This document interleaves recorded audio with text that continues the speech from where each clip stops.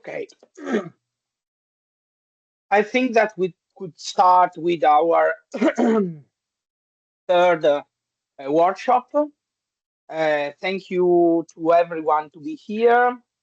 Um, I'm Giordano Vignoli, who participated to the second workshop, already know me. I will be the main speaker of this workshop, and I would not be the only one because also Gloria will speak.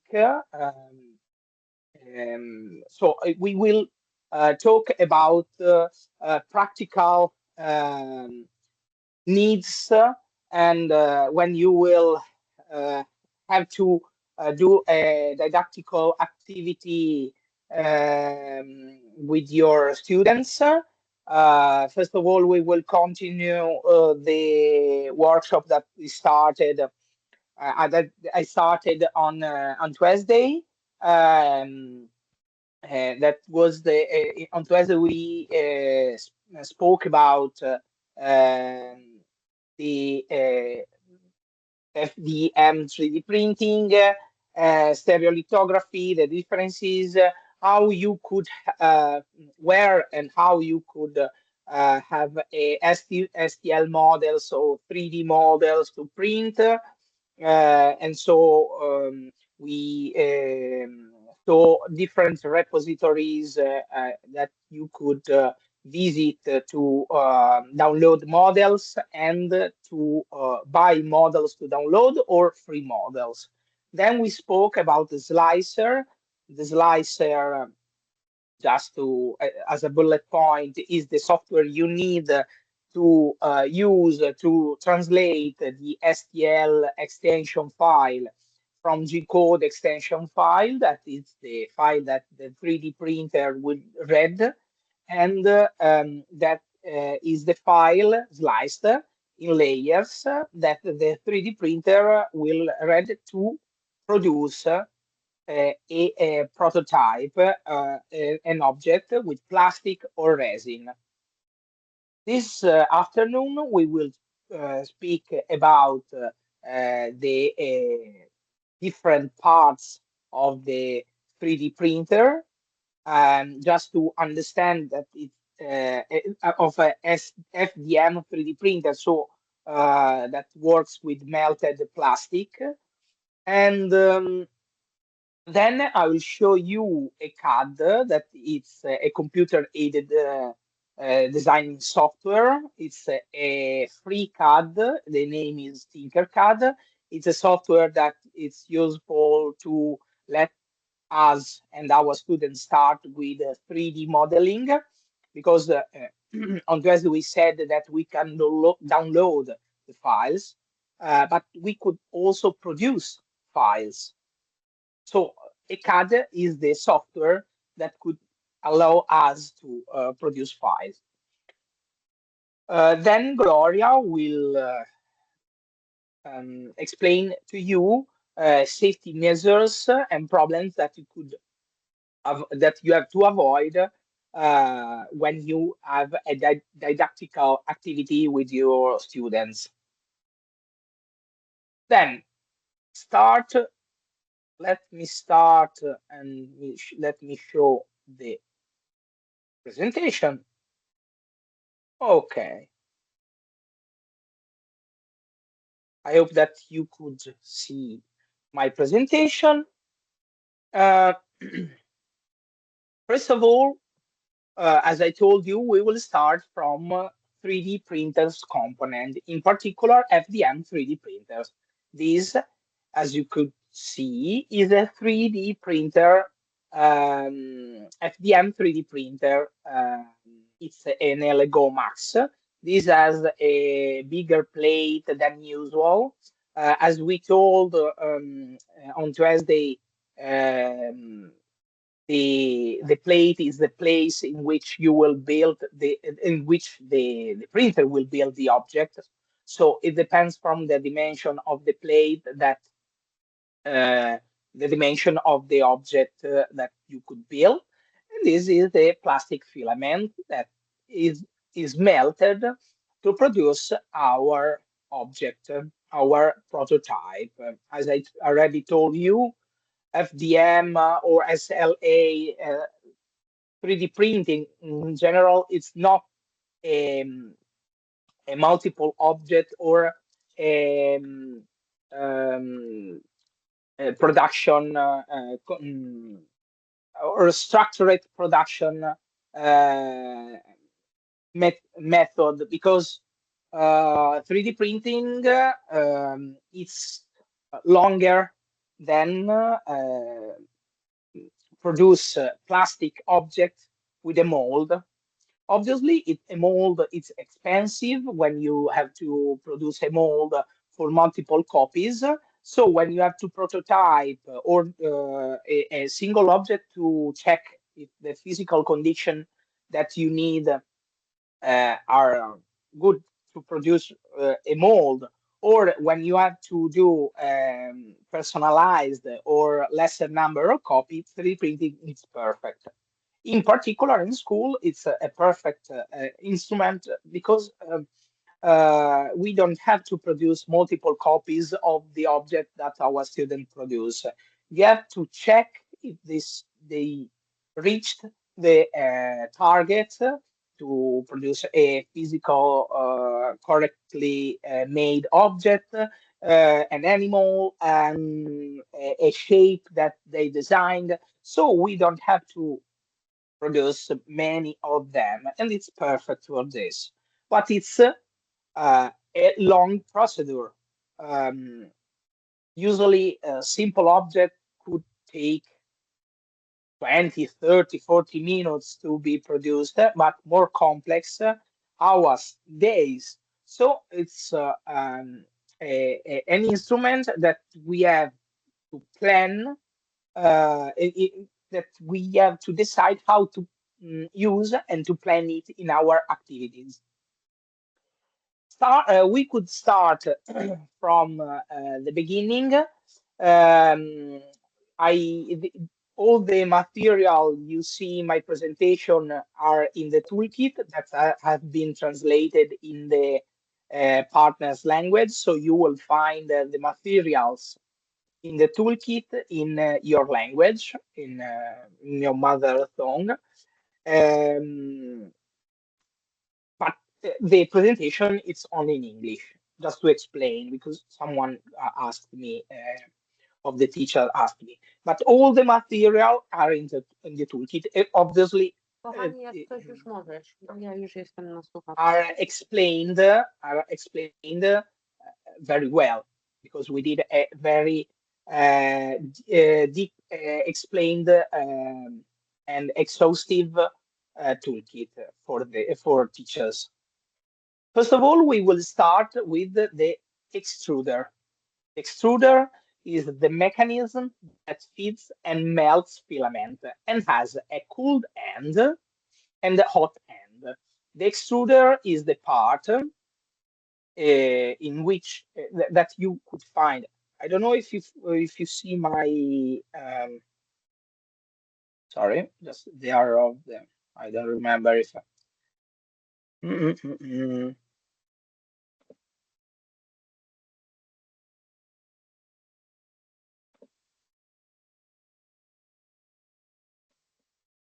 Okay, just a second that because I'm checking.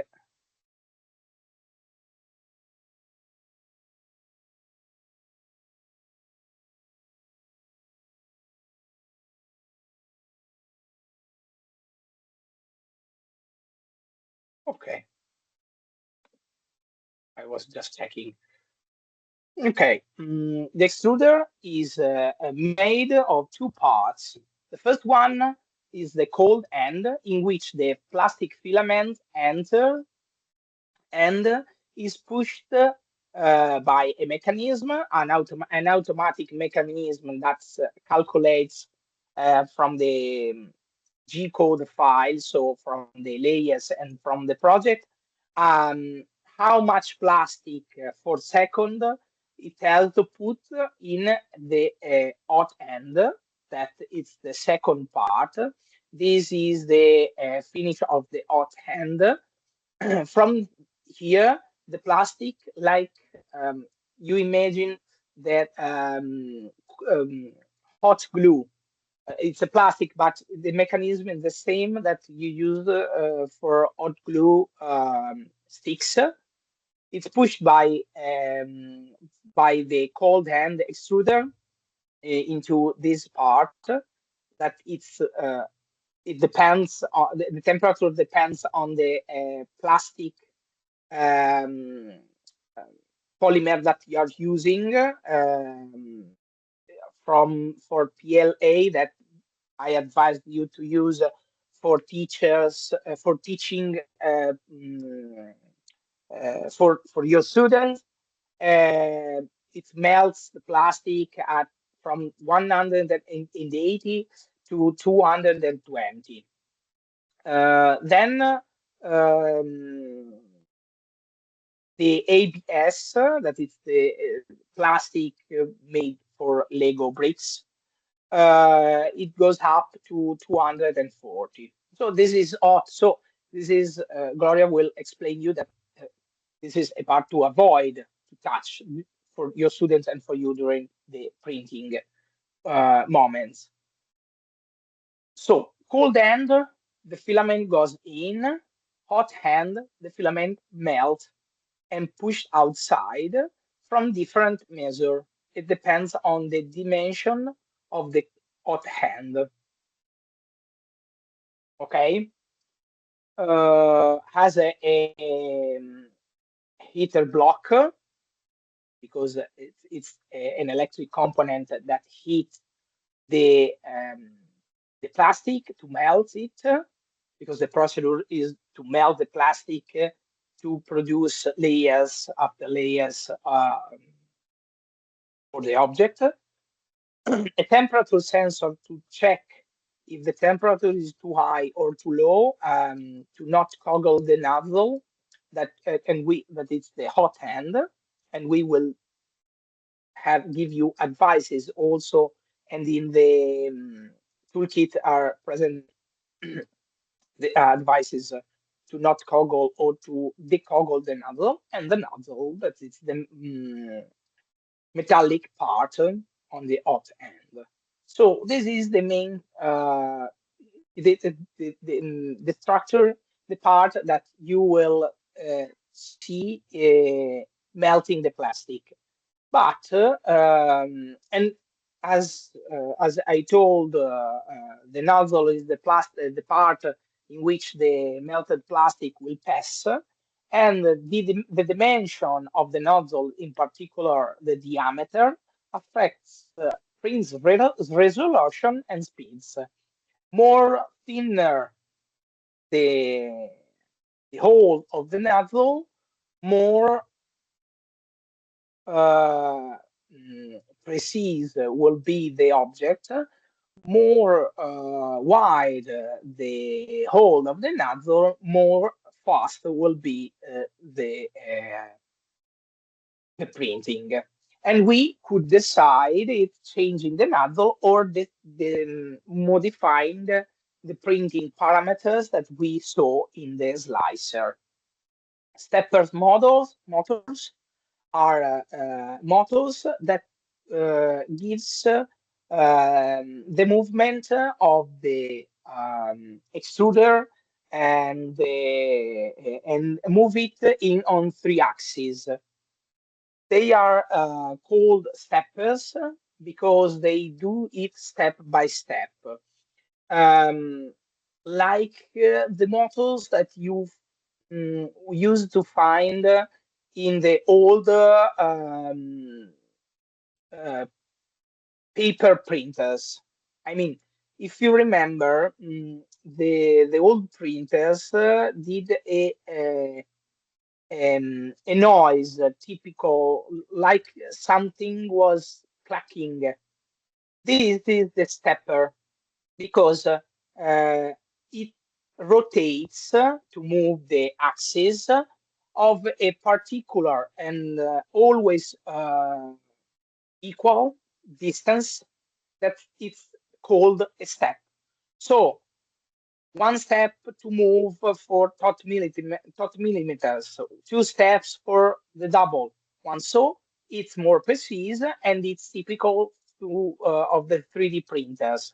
This moves from these axes and um, move the three axes x, epsilon, z. So the filament will be pushed or pulled in the on the plate, and the layer will produce because the steppers move the filament in the right position. Then we have the linear motion system that are components, rods, belts, bearings for have a smooth, accurate movement. Obviously, the steppers could move the, um, the extruder, but they could be lesser precise if we don't use, in particular, rods and belts.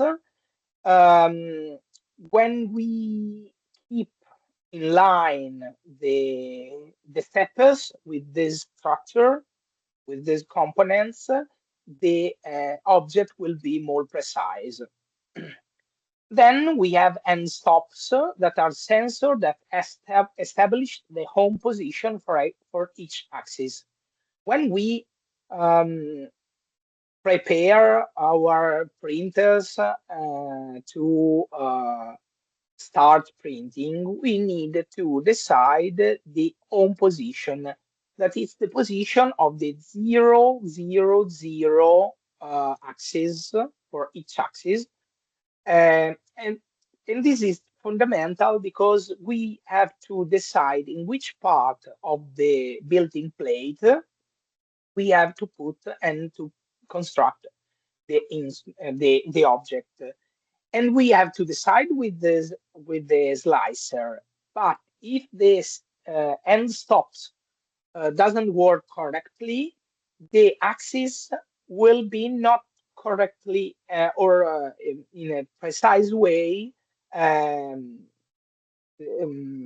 fixed. So you could have an object that doesn't built in correct way. They move in wrong way. They start a layer in a bad position. So layer after layer, the object would not work and would not build in correct way.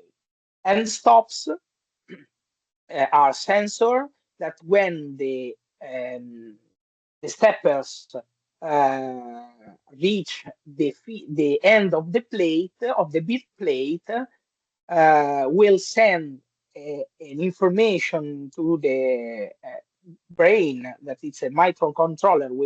Talk, we will speak about it of the 3D printer, and the brain will stop the 3D printer, maintaining in line.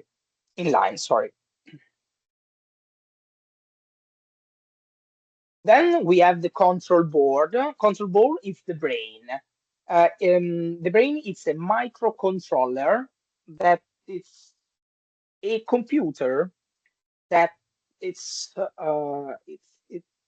role is to decide to read the file, read all the layers that we produced and we put in the file, and to move the steppers to extrude in the correct position at the plastic. So it's the brain of the 3D printer. You usually it's um, on the back or under the build plate, so in the structure, to be more protected and not be melted by the plastic. We have, or we could have, usually we have an LCD screen control panel that is the user interface. We could see it on the right of the photo, on the left of the 3D printer. This is the interface of the 3D printer, and we could decide which object we could print. We could check all the parameters. We could connect to the Wi-Fi. The 3D printers allow you to connect to the Wi-Fi, and we could use the 3D printer with usually an easy to use software.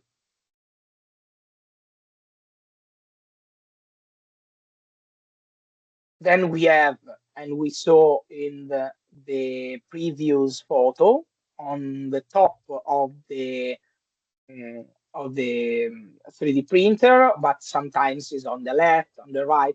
It depends on the 3D printer. The spoon of the filament, because if you the printer will decide by itself how much plastic put in the extruder, but it it needed a structure like those you see in the middle of the spoon, that it's useful to keep the filament in movement and without blocking it, because if the filaments blocks, the object will be broken or will be not well done. Many 3D printers have a sensor for the filament spoon to check if the filament is rolling on, and if the filament, if the extruder is feeding the hot ends. Many don't have, but um,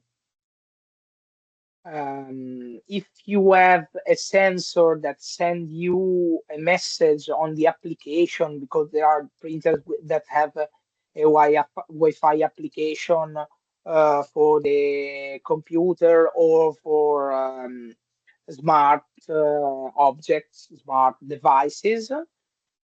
If the 3D printer doesn't send you a message, you have to check the 3D printer and check if the filament spoon is correctly working. Um, Otherwise, the object will be uh, partially done and partially not when you will finish, because the filament will could broke easily.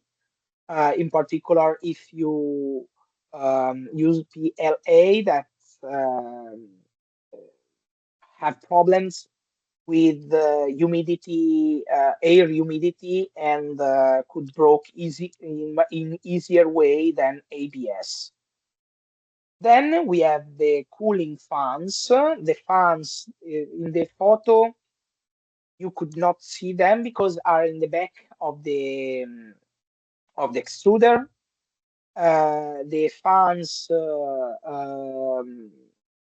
help to harden the the the object that you are printing, because I remember to you that you are working with a melted plastic, and if you work with melted plastic and with at high temperature, sometimes could be needed that the fans um, help the filament to cool down, and because is the in the moment that um, the filament cool down and harden to the other layers, that the object works and goes on. If the melted filament uh, doesn't um, doesn't cool down in the right way, the object will be will have a melted or not a correct structure. Then the frame, that is the structure that you see. This is in gray, blue gray color. Usually, they are very resilient, and from the frame depend the rigidity of the 3D printer. Good framed 3D printers move lesser and vibrate lesser during the process of creation of the model. Um if the printer has not good frame, that could be opened frame or closed frame. It depends. The building plate could be at open air like this printer, or could be in a box, so closed. It depends on the 3D printer model. With good frames, you will have less vibration and a better final product. With not good frame, you will have higher vibration, so the object will be less precise.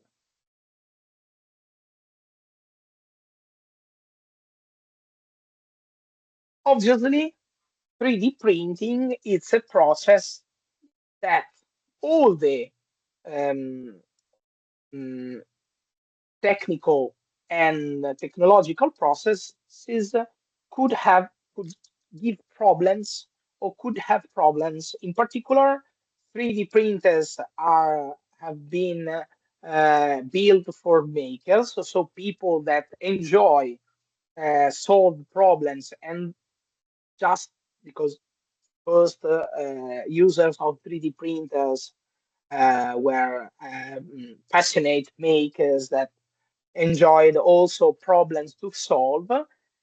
New models of 3D printers are made to be more easy to control, are made to be more easy to um, check and use, but they could also have problems, like all technological device. In the toolkit, I put advices and technique to solve many problems, but you could find also online. There are a lot of YouTube videos of expert that explain how to solve problems. We tried to put them together in easy and useful toolkit to use for not expert users. Let's see which kind of printing issues you could have using your 3D printer with your students, or doing your prototypes and models. Gaps in the walls. Walls are the structure all around the object. So if you find gaps, holes, or passages that are not well done, you could increase the thickness of the walls. As we told on Tuesday, there is a custom you could customize the structure of the file of the 3D printer. So more expert user could customize the dimension and the thickness of the walls, and then maybe could be could be a problem solver for the gaps. You could have a weak incomplete print, and usually could be caused by under extrusion. It means that the extruder, the cold end, puts the plastic in the hot hand, but first of all, could be lesser plastic than the plastic needed, and you could adjust by slicing more and to put more plastic in the extruder when you decide the Z code with your slicer, or it could be mm,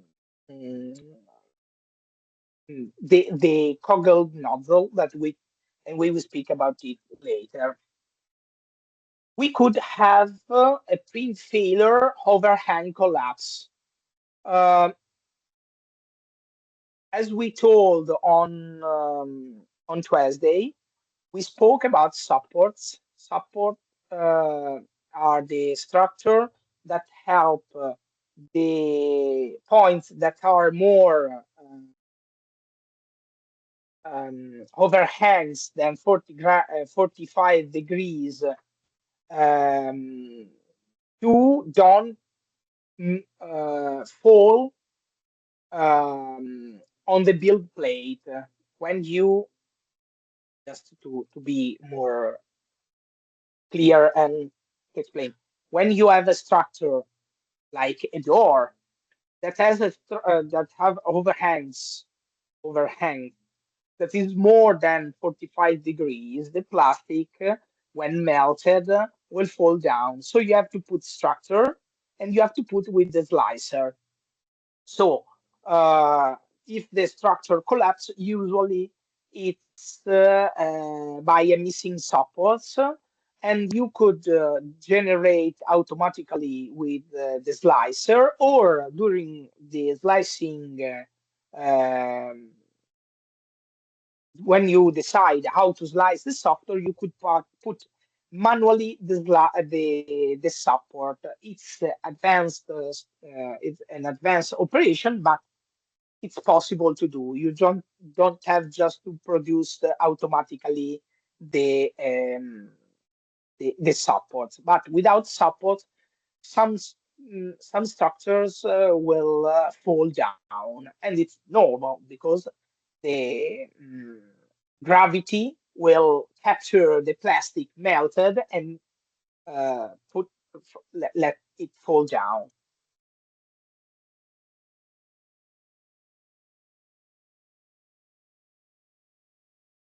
Then you could experience layer separation. I mean, one layer it's correct, then the layer on it it's not put in the right in the right position, or it's thinner, or it's not glued together. So you have to usually if the printer has a the possibility to uh, augment the temperature of the bed of the built-in plate, you have to increase the temperature to let heat out the hair more easily. Otherwise, if you don't have um, hot building plate, you could not increase the temperature of the building plate because maybe you don't have the thermal resistance, so the electronic component that transform electricity in warmness. Um, you could slow the movement in your custom slicer slower. You could have a slower movement of the hot end. So it could help to let the plastic adhere, or you could turn off the fans that cool too much, or lower the fans that cool too much the slicer, sorry, the melted plastic.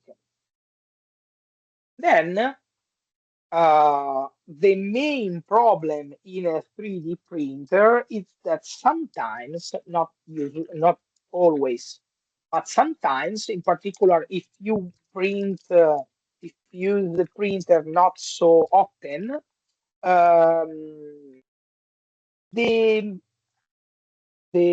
coggle, so the coggle, it's the hot hand of the 3D printer, the that let pass the melted plastic. Um, sorry, the nozzle is the part of the 3D printer that we saw earlier. This part could coggle, so the plastic will stop to pass through the nozzle.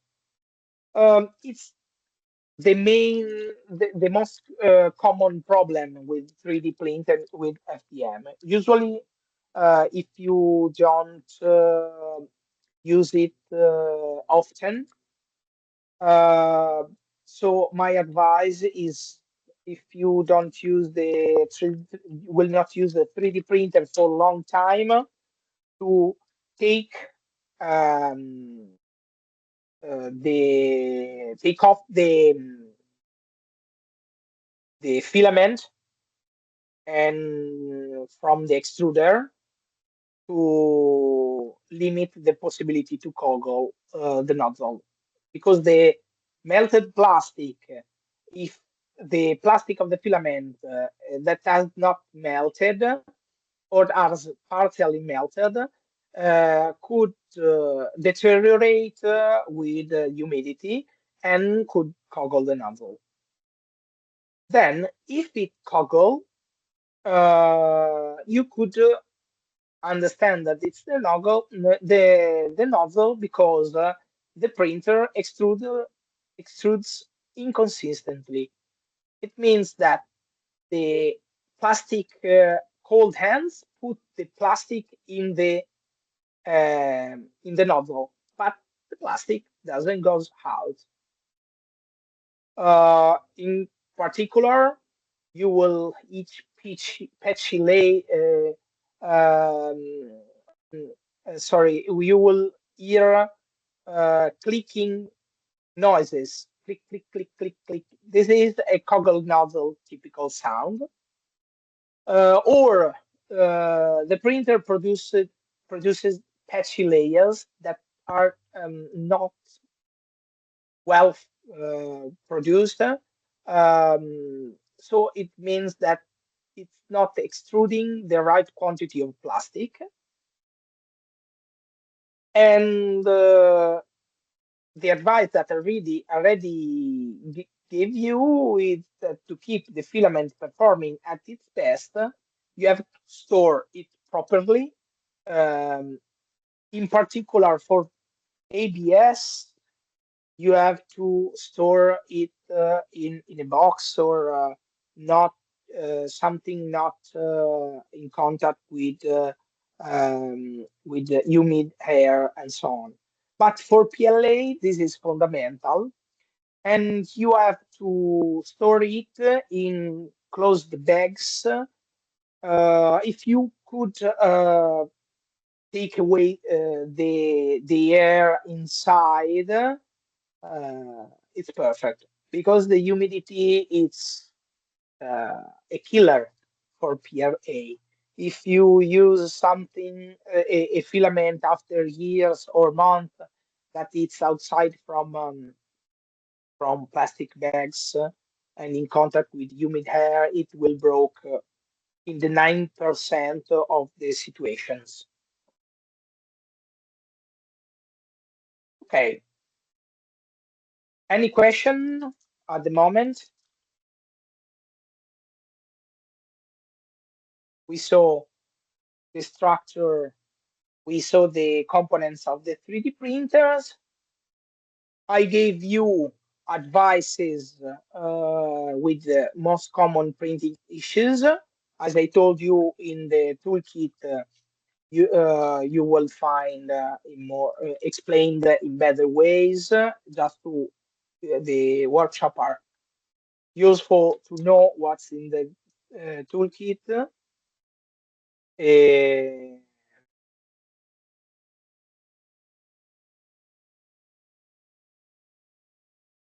If no one has question, that obviously you could also ask at the end of the workshop altogether. We would start to see how does how does a CAD, computer aided design software, works, in particular with Tinkercad. That it's a free software from AutoCAD. That it's Autodesk. It's the brand that produces professional CAD, AutoCAD, and and they decided to produce a didactical software that could increase the competencies of the students in production of two or three dimension objects, and and they will and this will help to produce the designers of the future. As I told you, AutoCAD it's a free Tinkercad it's a free software. You just have to sorry, I'll put it in English.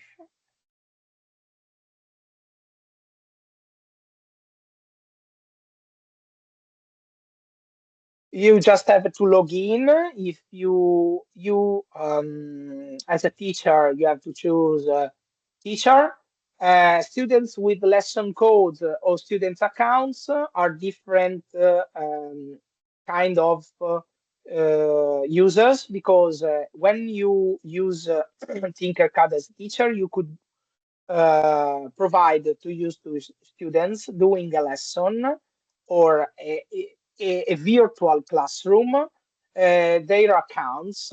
So if they are younger than 13 years old, they will not need the permission of their parents, because they will be in your account, so they will use the software, but without having their own account, and you could watch all the things that they are doing in your classroom. You could check them. So mm, I think it's a good solution for older students or students that have their own accounts. Um, they could choose student accounts.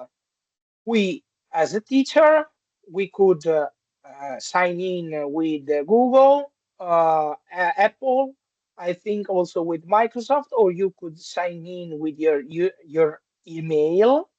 I usually sign in with Google. And if you choose teacher, and if you choose that you are a teacher, you will have more possibilities than a normal user. Because when in your profile, sorry, I put it in English, in your profile here as a role you have teacher, in the main page you will find that you could produce lessons. If you don't sign as a teacher, you could not produce lessons. It's the classroom mode. Let's see how the software CAD works, and how to create a classroom in which we could check our students works, and uh, from distance also because we will saw them working in real time in our account. Um, I think I started to use this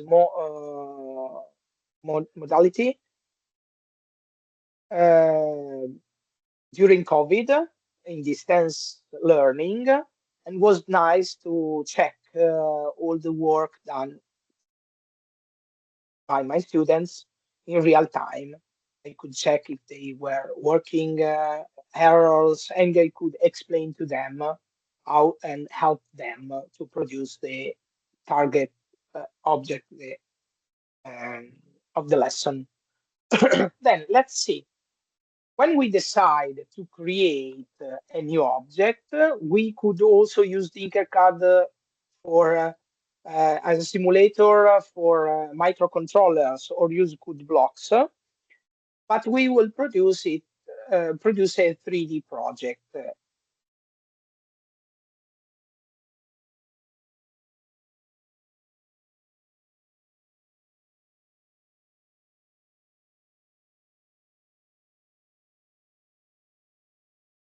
Okay, um, this sorry, but mine it doesn't have production of the main structure, but we will. It's in Italian, but we will see, and it's not difficult to understand. Mm, this is our workbench. Obviously, being a 3D CAD, you could move the workbench with the right right button of your mouse, and you could see the object from each perspective. You could move also using this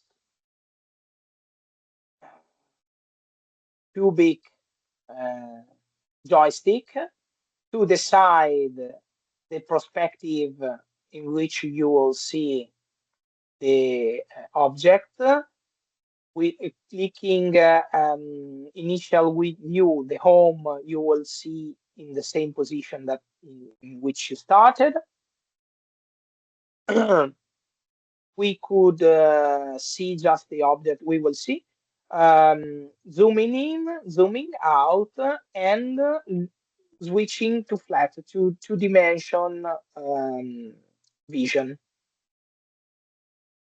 Uh, Tinkercad is an additional software, 3D CAD software. It means that you have to start from a ready built shape. I usually start the explanation by cube with a clicking with your left mouse button. You will, like it if it were a physical object, will put in workbench. As you could see, we have the different measures of the of our shape, the length, and the height. We are talking about millimeters. We could decide the precision from 0.1 millimeters to 5 millimeters of the movement, or increasing or reducing the measure. It means that now I could increase or decrease the shapes of 1 millimeters as at a minimum. But if I use decide 0.1, I could use decimals. We could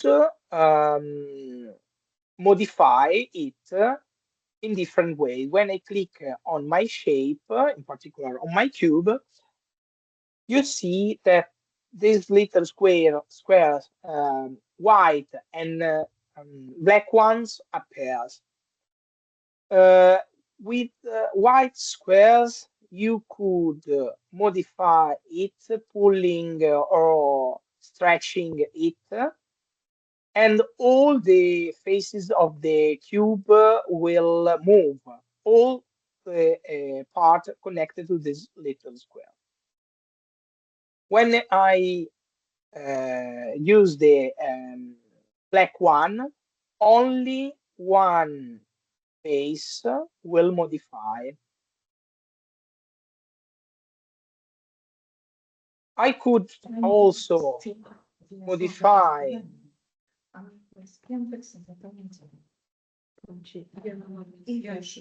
highness. I could also modify the highness, and I could also decide to move away from the plate using this cone that appears.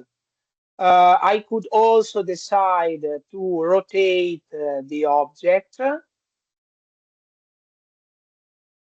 when you move in different direction.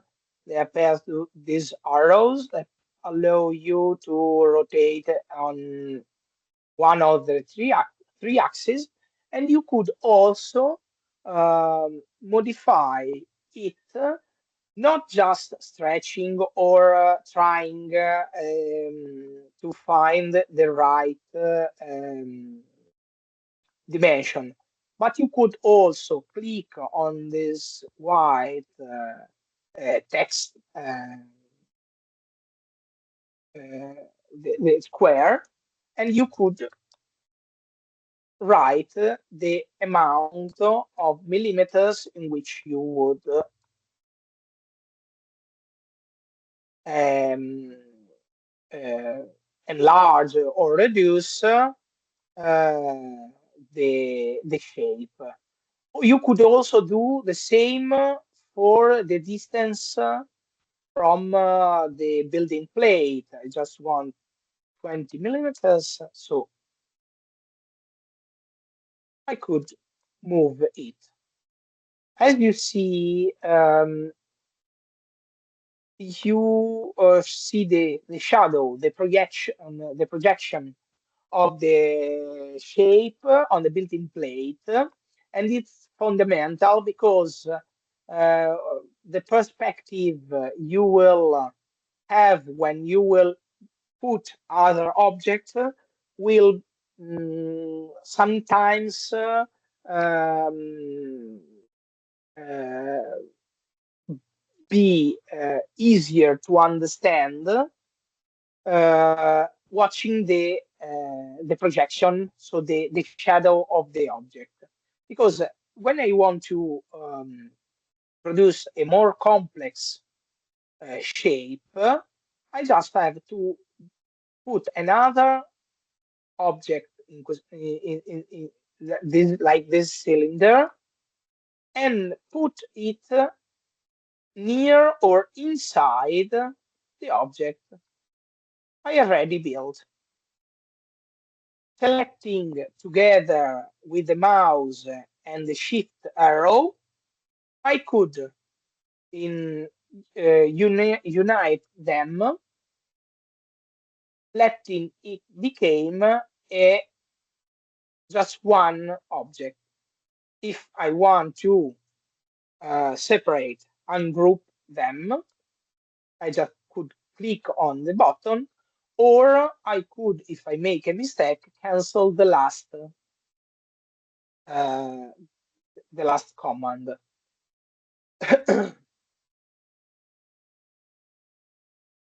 If you want to see um, how much the one shape it's inside another one, because I remember you that with 3D printer, differentiating it by a mill that put away the material, construct, add a material, so you could build an object in another object. You could make one shape like this cube empty, and you will see how much and which position the um, the other shape will be inside your main object. This is useful. Also, the empty shape is useful also because when you will download the file, will export it, if you use an empty shape will not be downloaded for print. If you use continuous shape, so it's real solid, you will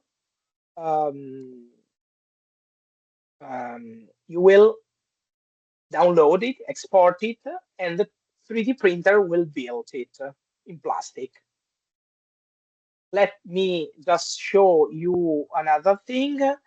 Usually, you could use this software also just for 3D modeling without 3D printing, and your student will ask you how to keep the colors of the shade of the solid, the color they decided, because as you see, when I group them, if I group them, they became just one color. If you decide to keep the colors you be of the object that you built in one, you have to activate many colors, and they will see it in the color that have previews. You could also activate and deactivate transparent. The difference between empty and transparent is that you could see um, their the merging, and you could see them printing with your 3D printer. So you would see the object, the solid object, one inside another one, but when you export it, they will be printed. Usually, one question of the first question of my student is how to make holes in the solids. It's easy to explain it because the instrument to make holes are the solid themselves. When I want to do a hole in an object, I have to do this. First of all, I have to decide the shape of the hole that will produce in the main object. Then, in this case, I want to do a cylindric hole in the red square. Then I have to select the shape that will become the hole, put it empty, then select them, I group them, and then, as you could see, I let you see solid, not transparent.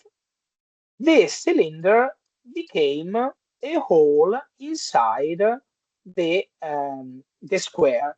So it seems more complicated than what it is, because if I want to make cylindrical holes, if I have to um, make windows, I could just decide the shape, put it in the other one, let it become empty, group together,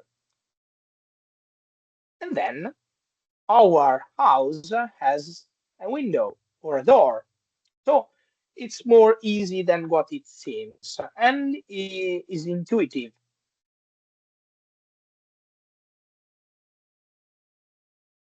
We could also use other tools that I think are more so much useful. Text that you could see here. When you put the text, you have to substitute the text word with the word that you decide, word. Then the text will become a solid object that you could also put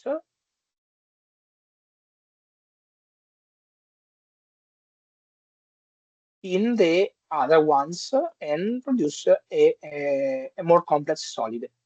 If, um, as I advise you, you have to keep you have to check the shadow, the projection, and to move your workbench because the perspective could be uh, a liar here. I mean, when I see an object like this, it seems that it's on the solid, but it's not. You see, the projection it's uh, so far away.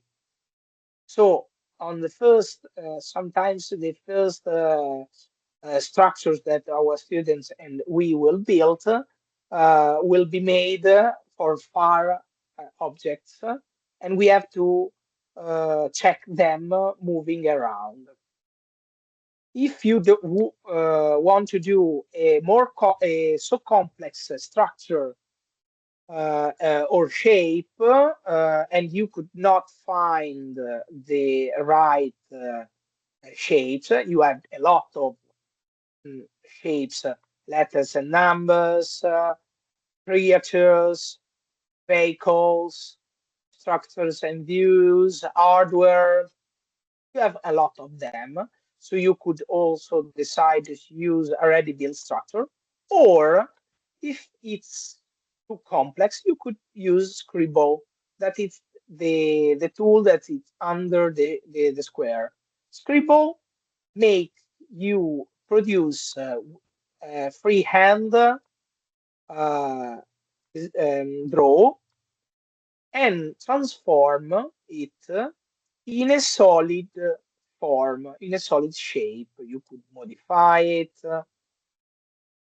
When you have done, you could not modify it again, but it's a solid shape, so you could put it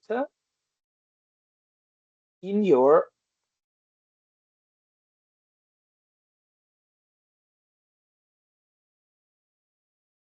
mm, in your main object, main shape. I think it's interesting because I did it with um, to produce like braille structures for students that have uh, blind students and so on. So it's interesting because they could uh, touch the structure built with a 3D printer and understand a lot of interesting things. Many years ago, a young guy that um, was visiting the museum in which I used to work, saw a chemical structure with electrons. Um, it was built. It was built as a moving structure. I mean, it was a complex structure in which electron moved around the nucleus of the atoms and started to cry and said, it's fantastic for me because I studied a lot of chemistry in high school, but I never understood how atomic form was done. And on the structure, there was written in Braille the atom he was moving. So he understood finally how does an atom works. 3D printing, it's a game changer for this, in particular for students that have special needs. Mm, you could build um structure for blind ones, useful structure for students that have other special needs and are personalized. Or you could download them it and maybe from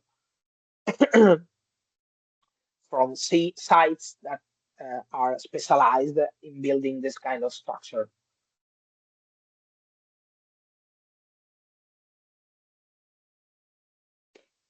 The just one thing, and then I will let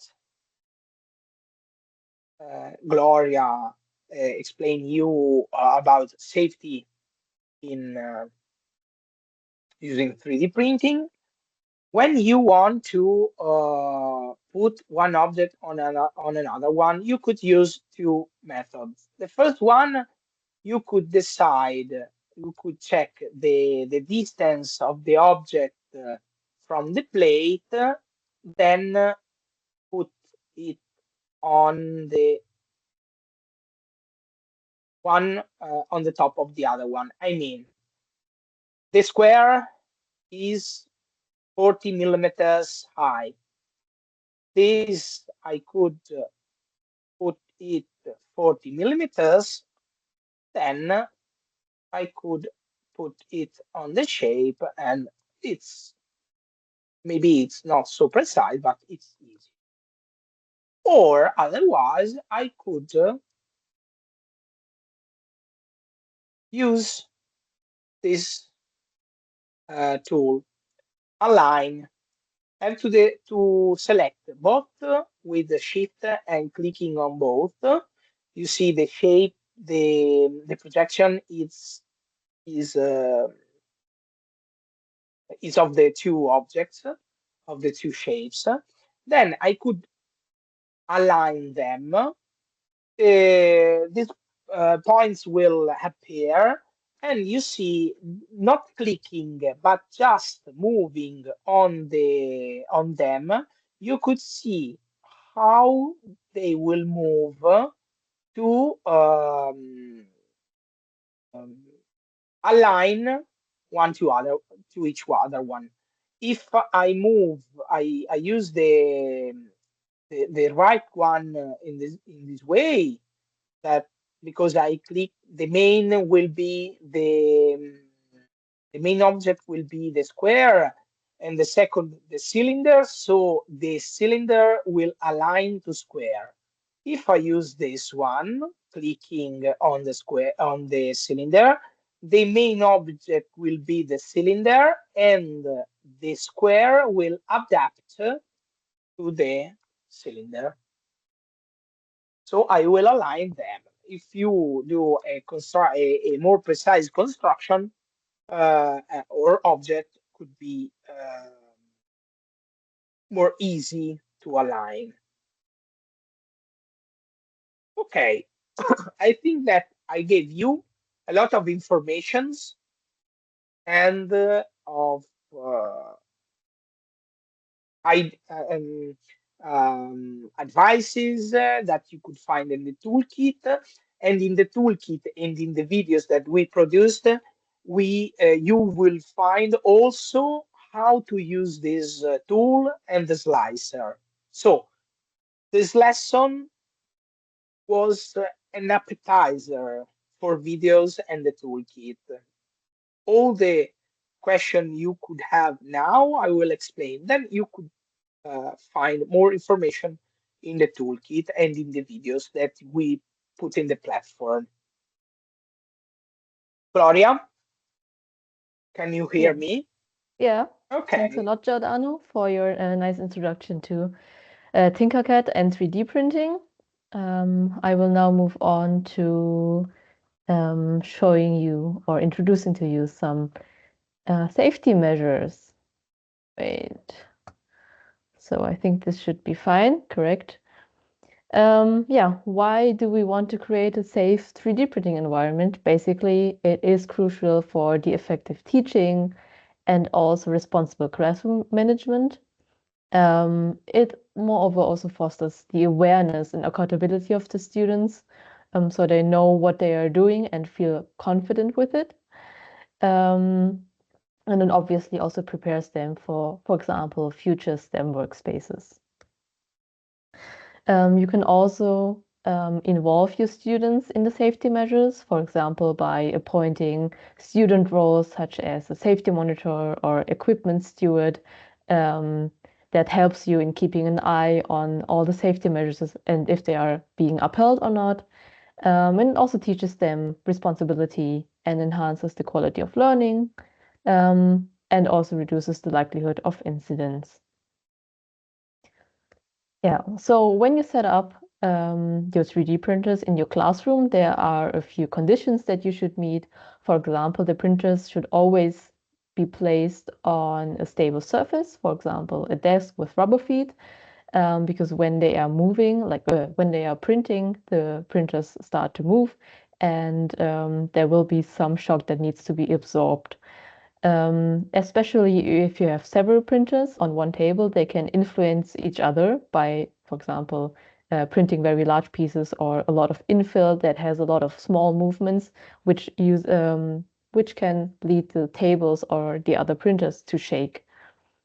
You should also keep in mind where you want to place the printer. It would be best if it is placed away from windows, for example, so it is not influenced by a lot of temperature um, changes. For example, if you air out the room or if there is direct sunlight, which can also influence the print's quality and the success rate that you have.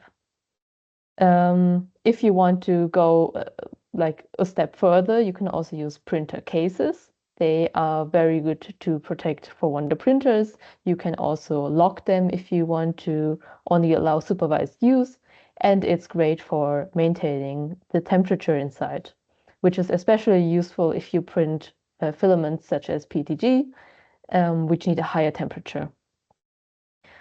Yeah, and also keep in mind that you are, as Giordano said, working with a machine that heats up a lot. So you should always know where the next fire extinguisher is, or if possible, you can put one next to the printer area that you have. You should also ensure that all your 3D printers are plugged in properly, and are not overloading any power strips or are using any kind of damaged cords. You should also check regularly for any exposed wires or any signs of electrical wear, and ensure that all the components are safe. If possible, you can also check the screws, because the vibrations from the printer can actually unscrew or loosen some screws, which might also in turn influence the print again or the printer. And you want to have the same kind of experience each time. Yeah, before you can start printing with your students, you should always provide safety instructions on what not to touch. Giordano also already mentioned it. For example, the nozzle, which heats up a lot, or the print bed. Generally speaking, it is only safe for trained personnel or trained students to use the printer. So people who have not received an introduction to 3D printing yet should not be using it on their own. You can also train your students what to do in case of an emergency, for example, how to power off the machine and how to reach you or another supervisor they may have. And once they're proficient enough, you don't have to supervise them very closely anymore. In terms of material, we have a few different ones. I think Giordano has already mentioned PLA and PETG. These are quite easy to print. You don't need any extra filtration in comparison to, for example, ABS, which has toxic fumes that you should definitely filter out. If you have some filament that you are not using because it's, for example, the holidays, you should either put them in vacuum bags, so airtight containers, or you should dry them out afterwards. If you do put them in an airtight container or plastic bag, you can also add some silica packages in order to slow down the moisture absorption. You can also see when a filament has been opened for too long, because when it is printing, it gets kind of fizzly. It doesn't have the right quality anymore. Then you can just put it into, for example, drying bin if you have something like that for a few hours, and it should be well again. You should also regularly air out the room when you're printing, or rather before and after you're printing, but not while you're printing, to maintain the same temperature. Yeah, and as said before, you should avoid ABS, for example, because it has a lot of vapors that need a separate filtration system. or you should lock it with a filtration system in a case, for example. Yeah, and when you're done with your filament, you should always secure the ends to stop the spools from tangling, which is what happens when it isn't secured properly. So it unrolls and ravels, and then when it starts printing, it kind of knots, which is not something we want when we work in a classroom. When you're done with printing, you should always clean the bed with isopropanol and a microfiber cloth and remove any filament scraps before starting the print. For that, you can use a scraper, for example. However, depending on the bed you have, you should only use plastic scrapers.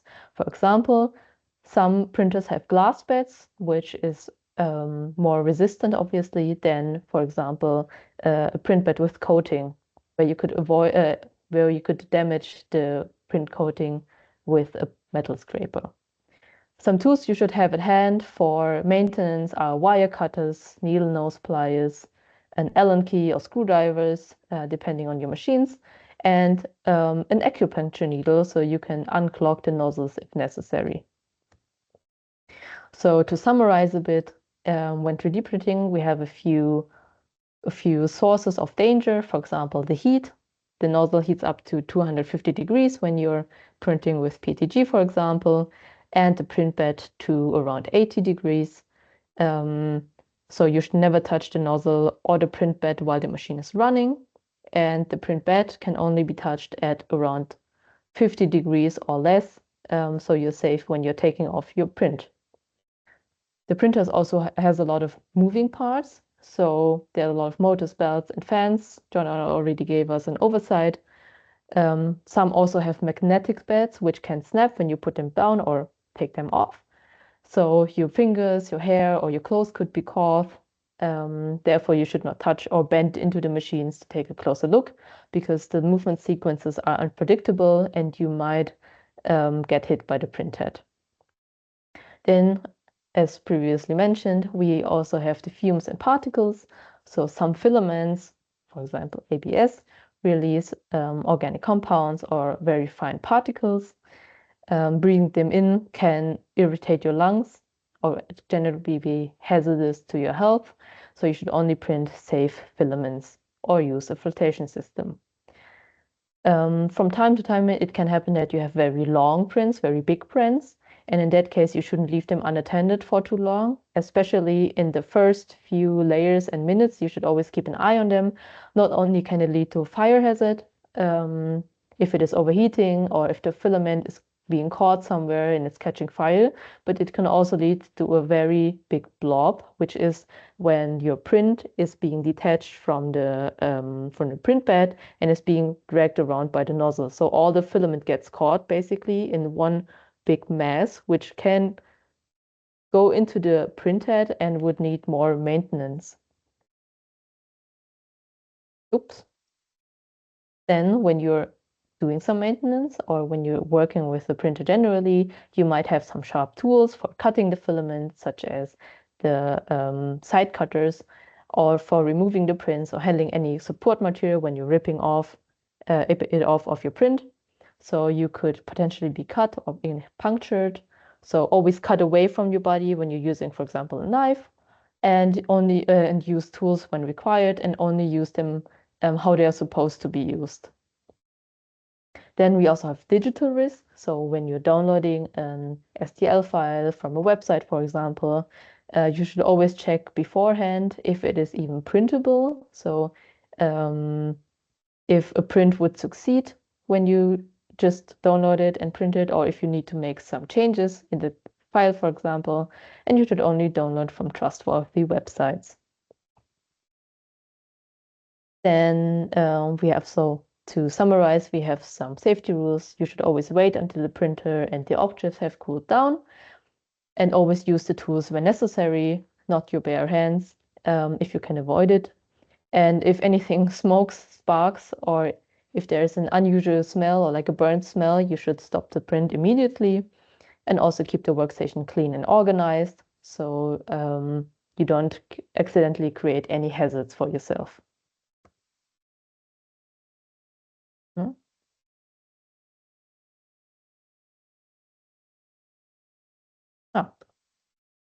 Also long hair and, for example, long beard or any loose clothing such as scarves and jewelry should be secured before you're entering the lab or working with the 3D printers.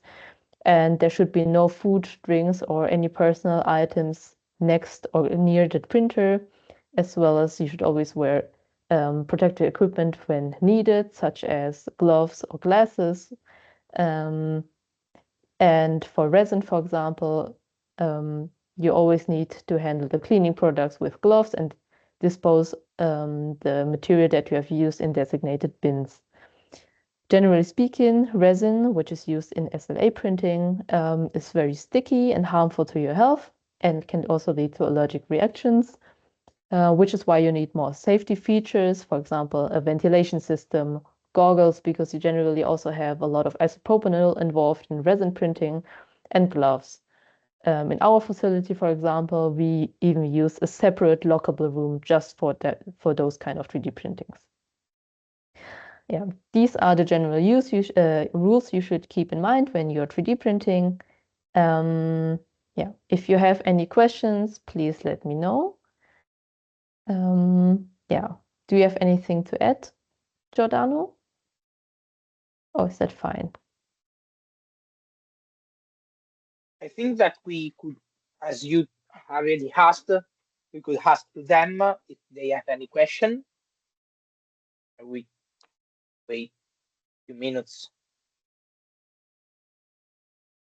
I just remember you that all the information that we provided you and we will provide you in at the other workshop are in the toolkit, in the teacher's toolkit, and that you could find in the platform. So all the thing we saw, you see in the presentation, we will already be in the toolkit. And explained obviously in more deepened way.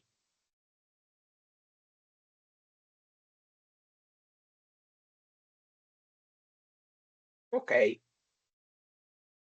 If no one has questions, every partner will be at your disposal, obviously, for question between workshops and during piloting. That will be the next phase after workshop, and that you will do for the project. So if you don't have any question now, you could ask to them, and they will be at your disposal to answer your question and necessities. I think that also for this third workshop, we could say goodbye to the teachers and to the partners. I will be at disposal now if during this connection of the teachers, if someone will ask something. Otherwise, see you. Thanks a lot for participating, and see you then. Thanks, Giordano. Bye. Bye Thank you, Maximo. bye. You will get the course record afterwards.